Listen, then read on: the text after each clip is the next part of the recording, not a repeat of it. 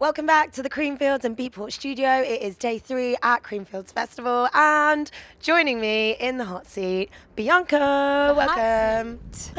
No, yeah, we were just talking about these seats, weren't we? Yeah, they're kind of like, they're nice and squishy, and it's hotter than out there. Yeah, no, you're happy now because you're literally warm. Yep, it's the hotter seat. Literally the hot seat. Yeah. Well, welcome. I'm glad that you've made yourself comfortable as well. And also, I know that you've had like a little trek around the festival. Oh yeah, can you tell? So we should have taken a before and after photo. It's all Sarah Story's fault. Oh. She gave me the idea to start making a TikTok where it's every half hour of my shoes. Yeah. I'm on the 4th video now. We already said our farewells to Yes. the clean shoes. Yeah. But yeah, talk to me about what you went out and saw, because you're playing later, but so you wanted to go and check things out. Yeah, so I saw Sam Divine. I actually just finished a song with Josh Berry, so it was really cool to see him sing his new song with Sam Divine on that big stage. I saw Sarah Landry. I saw all the kids go crazy over BLK. Just watching Sarah Landry, I was like, who is that? And I listened to his stuff as I walked. I was like, oh yeah, okay, I get it. Who else did I see? Sally C. Yeah. And Emerald. Yes, and we actually just caught Emerald. She was in and out, but she always smashes her sets as well. Yeah. It's a shame we can get her in here actually, but next year. But yeah, you mentioned that actually you went and saw someone that you're the biggest fan of. I and you hadn't know. been I'm season. such a fangirl. I'm a fan. Who was it again? Sarah Landry. Sarah Landry. Yeah. Yep. I'm a big fan. I just think there's something. I mean, that is pretty much Sarah Landry and VTSS are the two people that I listen to every time I'm working out. Their mixes, and I feel like it's now spilled over. Now I'm just walking to get a coffee and I'm listening to their mixes, and I'm just everything at 160 BPM go. And your music's pretty fast as well, I'd say. I feel like you've got this really nice fine line between electronic, but also it's got this live feel to it. And I know that you've got a live setup that's already looking pretty wicked. I've seen your videos that you've I think you've been doing them over summer as well. Yes. Right? Yeah. Yeah, talk us through your live set. I didn't come from a dance background. I came from an indie electronic background. And so I started making electronic music with the intention of playing everything live. So I try to play the break beats and the drum samples on an SPDSX, a drum pad. I played keys were my first instrument. I've been playing that since I was 5. And then I love to I sample and loop things and use different types of drum machines and stuff. So, but then I was able to take that mindset when I started making dance music, and now I look at the decks kind of like they are an instrument extension. Yes, yeah. No, I did see that debate before, whether DJing, whether that's actually being a musician or not. But increasingly using, or people are adding different, to be honest, I don't know why I even started saying this, because I literally don't know what any of it is. But just increasingly adding more things, and synthesizers and everything. Your setup, literally, I was like, okay, I'll let her do that.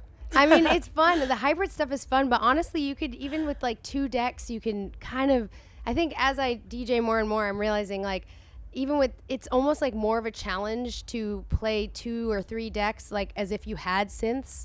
Can you use the effects and stuff and make it sound as if you're distorting it you would on a synth and an oscillator or something like that. I know I'm getting so techie and so nerdy right now, but I've entered my summer of purist, okay, where I'm wait a minute, this is almost like having a synth in front of me, an analog synth, but there's something about keys, especially because I've been playing for so long, that when I put my hands on keys, I'm oh. I honestly, I love it. I whenever I watch, because you just said apologize for being techie, but I feel like I learn so much whenever I see your stuff. So there was one video, and I mean, I'm literally not going to be making any music anytime soon, but there's one where you were how to make vocals not sound cheesy, was it? Yeah. And I was watching it, I was wow, this is gospel. This is so good. I feel what was your top tip? It was I think I kind of feel like reverb. I mean, reverb, it's everybody loves reverb, but a lot of times dance vocals, especially American dance vocals, and I'm American, so I'm allowed to hate on this, right? American dance vocals, we just throw reverb all over everything. But there's so many ways to make things sound huge without just like dousing it in reverb.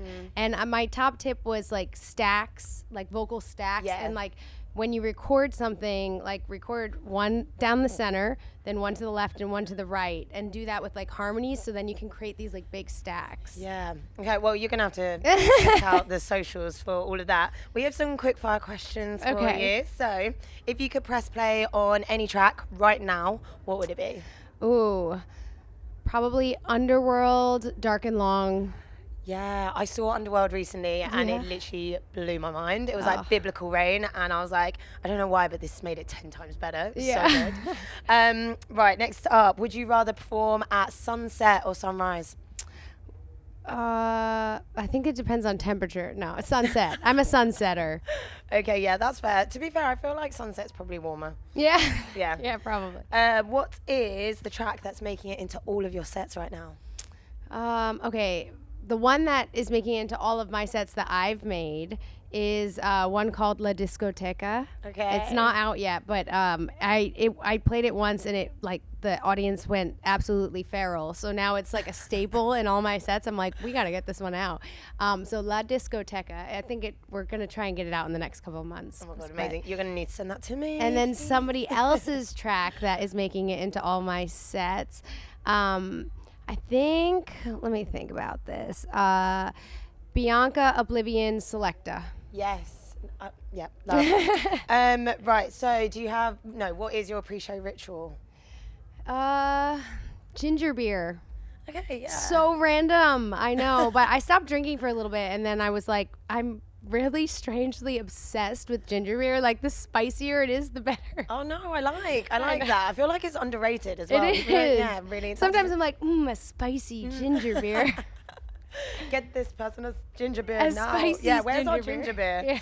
And finally, we're asking everyone who on the lineup this year would you want to camp with, back to back with, and rave with? Okay, I want to rave with Sarah Landry. Amazing. I want to back to back with BTSS.